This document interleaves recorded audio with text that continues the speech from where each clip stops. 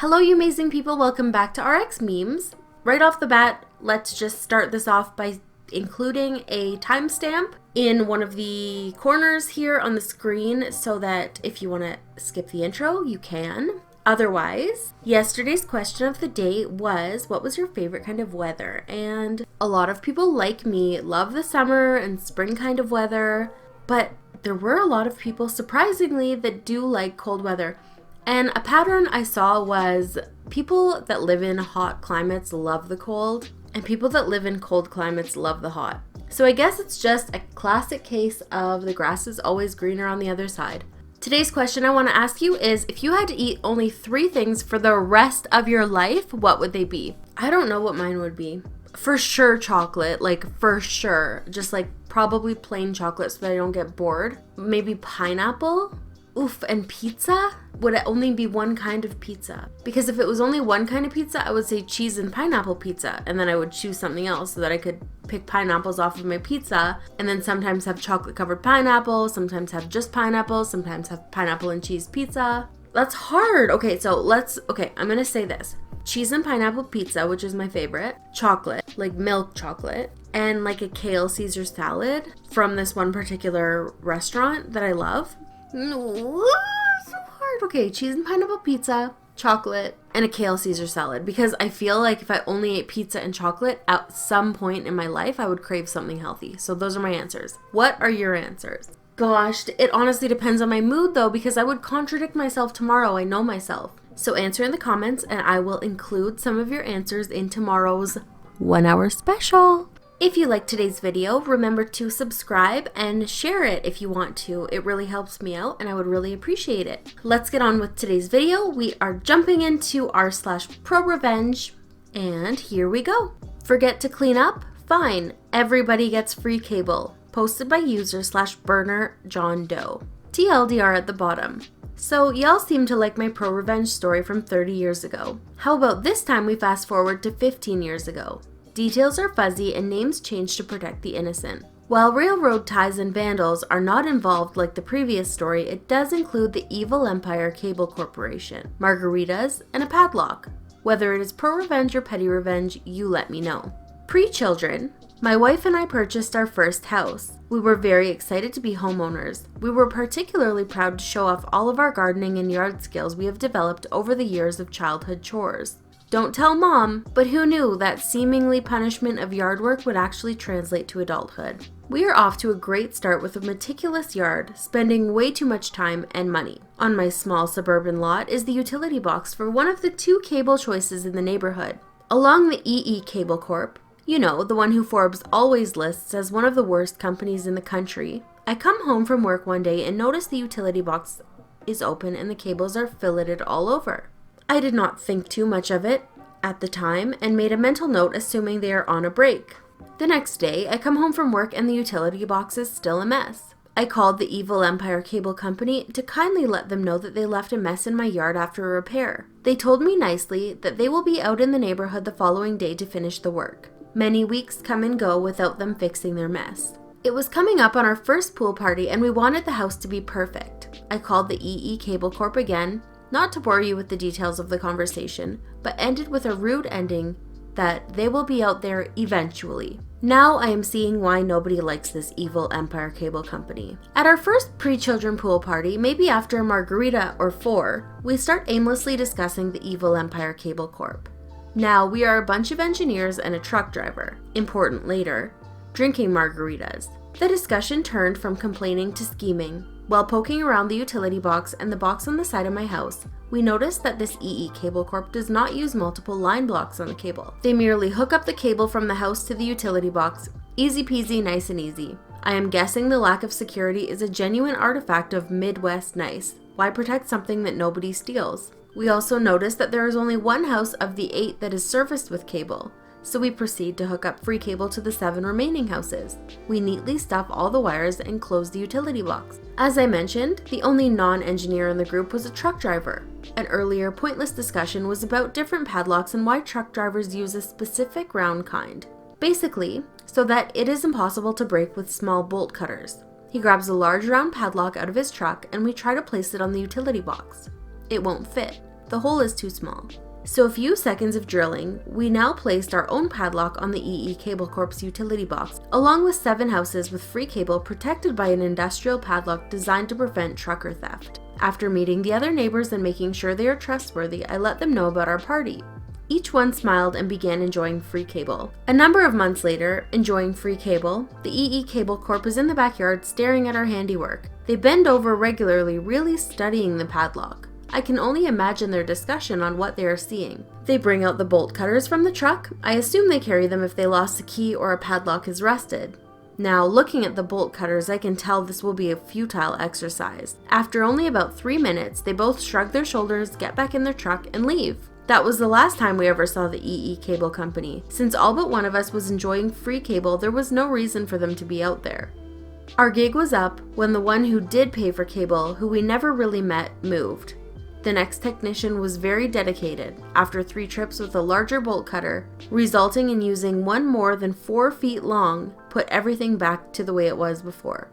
And thus concludes the story of 7 houses enjoying free cable for more than 4 years because of the laziness of a single technician and a rude customer service rep. I love that. Definitely have been involved in some trouble at a pool party after a few margaritas, or sangrias, for sure. EM thinks we're a daycare? Welp, her child is now gone. Posted by user/professional dish. I used to work in a small chain of bookstore stationery shops. We'd sell books, pens, paper, and so on. It was a quirky little store straight out of a romantic love novella, or a Stephen King book if you prefer. This happened a few years ago and I reconstruct it from my memory. While trying to be as accurate as possible, I can't guarantee it. The cast of this play? EM, entitled Mother. LG, a South Korean multinational conglomerate corporation. Never mind. A little girl. Me, a virtue example of a working class hero. Never mind. Just me. ND, nice dad of little girl. The story. EM walks into the store with LG. It's rather early in the morning. EM looks around, asks me if I could watch her child. Oh no, I'm terrible with children, sorry. EM tells me that it's not for that long and I shouldn't be such a fuss about it. I still politely refuse. It's not my job to watch children. I'm afraid to do something wrong. What happens? EM leaves the store. Who do I find hidden in the corner? LG, who seems to be rather shy and fearful. This happened back in a time before everyone had smartphones. The kid obviously didn't have a mobile on it. I suspected the mother also wouldn't. Wasn't too surprised that LG didn't know the number of their landline. I sigh. What are you gonna do? If something happens to that kid while being in the store and you being the only present employee, you're gonna have a bad time. Hey girl, what's your name? Sarah. I'm Becky Smith. LG, happy like only kids can be if they think they did something smart or they knew something. My surname is Jones. Now this rang a bell. I had a good customer with the same surname. It turns out that it's her dad. I didn't get paid enough to babysit. In fact, I didn't even get paid enough to do my normal work. I call her dad at his workplace since we saved that number in our system.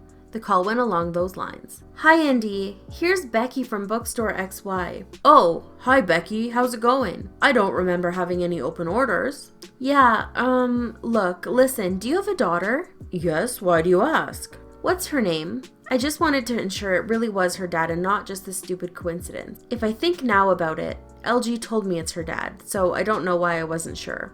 ND apologizes for EM's behavior and tells me he's going to pick up LG as soon as possible. While waiting for ND, I picked up one of our sale books, box with damaged books that we try to sell with huge discount before throwing away, a picture book from Disney. LG tries to read a little. I read a little. ND arrives, LG runs to him and hugs him, crying that mommy was mean to her. ND soothes her and thanks me for babysitting her. He gives me a bottle of wine and buys something small from the store.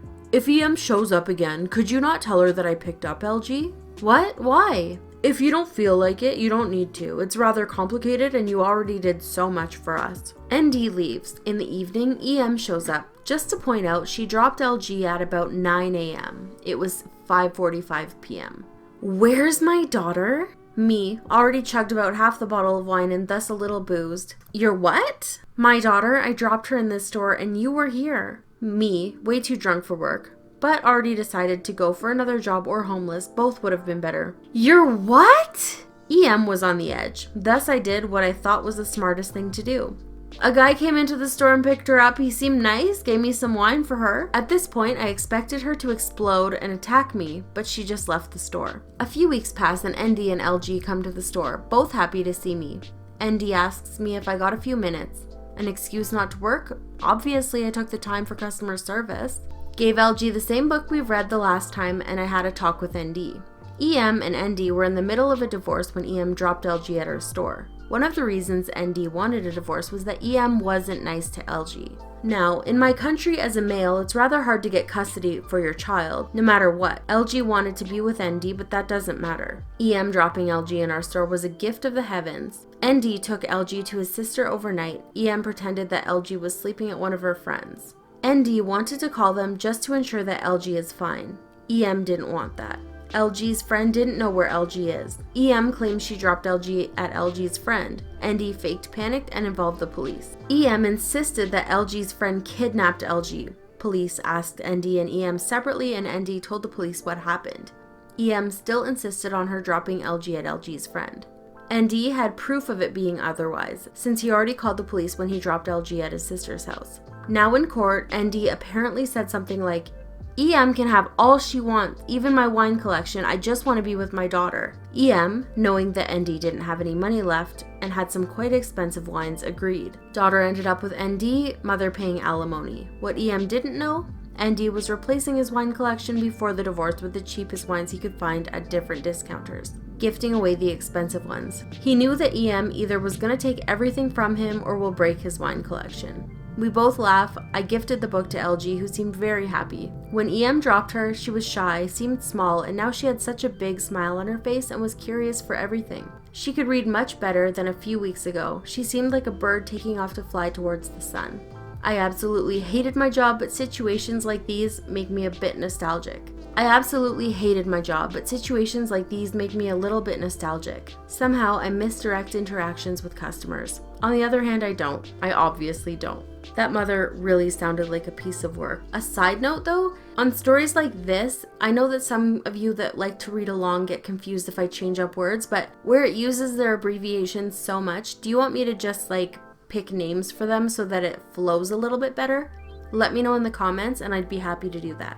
Alright everybody, that's it for today's video. Thank you so much for watching. If you liked today's video, I would love for you to hit that subscribe button and the notification bell so that you're notified every time I upload. Sometimes notifications don't actually notify you, so you can also follow me on Twitter. My handle will be somewhere on the screen right now, and I always post my videos as soon as I upload them, so you can be the first to see it. It would help me out so much if you shared this video with someone you think would like it. And I will see you in tomorrow's video. It's an hour-long special, so be here. Bye!